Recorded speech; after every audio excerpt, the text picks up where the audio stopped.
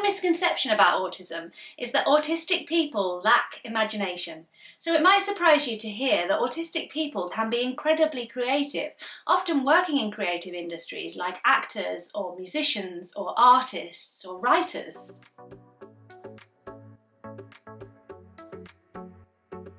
The type of imagination that autistic people tend to struggle with is called social imagination, which is not the same thing as being creative. Social imagination is about being able to imagine and process things that we were not expecting or that are outside of our experience. In fact, social imagination difficulties are what led to me realising that I'm autistic. Regular viewers, please bear with me if you've heard this story before. I had taken my eldest child to a local cafe to spend some time together. Ahead of going to the cafe, I'd figured out where we were going, where I would park, because I generally had difficulty if I didn't know those things. And when we got to the cafe, where I had planned to park had been turned entirely into residents-only parking, and I could not park there. And I did not know what to do next. I couldn't think of a new plan, there was just a big blank, and I ended up having a meltdown. Since I have difficulties with social imagination, I couldn't imagine a scenario in which we parked somewhere else, so I couldn't make a new plan, and I panicked and I had a meltdown. Social imagination is one factor behind autistic people's difficulty with change. It's really hard to imagine things happening a different way to the way that we usually experience them, which is why when plans get changed we tend to become anxious. Because in the absence of the plan that we had anticipated, we are left with a great big blank, and we have no idea what might happen next. It's also why I struggle to eat if the meal that arrives isn't the meal that I had anticipated, even if it's only slightly different. For example, I recently planned a meal which was going to be rice, corn nuggets, and katsu curry sauce. Mr. Purple kindly ended up cooking this meal for me, and he cooked corn pieces into a curry and served that with rice. So you might be thinking, like, basically that's corn, curry and rice either way, it's the same thing, right? Wrong. I couldn't actually even eat the meal. Even though if I'd planned to eat corn pieces as a curry, that would have been fine. It just wasn't what I expected. I'd spent the whole day imagining eating this particular meal, and when that wasn't what was in front of me, I just was completely thrown. Difficulties with social imagination can impact an autistic person's relationships. Because we struggle to imagine things that we hadn't planned or anticipated, it can be difficult navigating relationships with other people because they don't tend to be predictable or necessarily always fit in with our plans. For example, if I'm making a plan with a friend and I'm thinking that it should happen a certain way, it can be really difficult for me to imagine it happening a different way. Or if I had expected someone in my life to react or behave in a certain way, and then they don't, that makes me feel really anxious.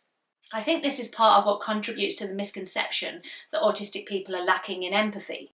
I can experience empathy at the same time as being thrown by another person's actions. It's not that I don't care about the reasons that the person is behaving that way. I do. It's just that I'm really thrown by the unexpected. Autistic people often express empathy by referring back to a time when they had experienced that situation or emotions. Because it's easier for me to empathise and put myself into someone else's shoes if I can relate it to an experience that I can already imagine because I've experienced it.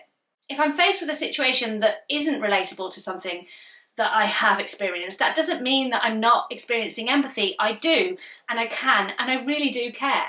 But it might just take me a little bit longer to process it. I know I feel sad for them, I just don't know why or what might be helpful. Social imagination difficulties can also impact our risk assessments and essentially put us in danger. A very simplified explanation for this is when we haven't experienced a situation as being dangerous, it's hard for us to imagine that it could be dangerous, and that makes it hard for us to plan contingencies to keep ourselves safe in that situation. Because planning contingencies means planning two different scenarios. One where the situation goes as it always has done for us, and another where something unsafe occurs and we have to navigate that and figure out what to do about it. This can also occur the other way around. If we've had a negative experience, it can be hard for us to try that experience again because we can't imagine it being anything other than negative. Difficulty with social imagination makes it hard to imagine the future, which makes the future feel quite overwhelming and scary. When we moved into the house that we live in now, I had a really turbulent 6 months as we prepared to move here. Because I just could not imagine what living here was going to be like. So in the place of what living here might be like was this just big, blank, unknown, scary situation that I didn't really want to do. Challenges with social imagination contribute to autistic people's anxiety. Life is uncertain, and as they often say, there's only one thing that is certain, and that is change. When only the expected feels safe and comfortable, that means there's a whole load of scary to deal with within our lives too. Since I have difficulties with social imagination, I have come up with a few strategies for myself and my autistic children to try and kind of mitigate the stress associated with this. Firstly, with big plans, I usually make a backup plan, or a what-if plan, if you like. Basically considering other potential outcomes to a scenario other than the one that I would expect, and what I would do if those situations occurred. It's a lot of work. So if I plan an outdoor activity, what will I do if it rains? Or if I plan to eat a particular food, what will I do if that's not available? A plan A and a plan B.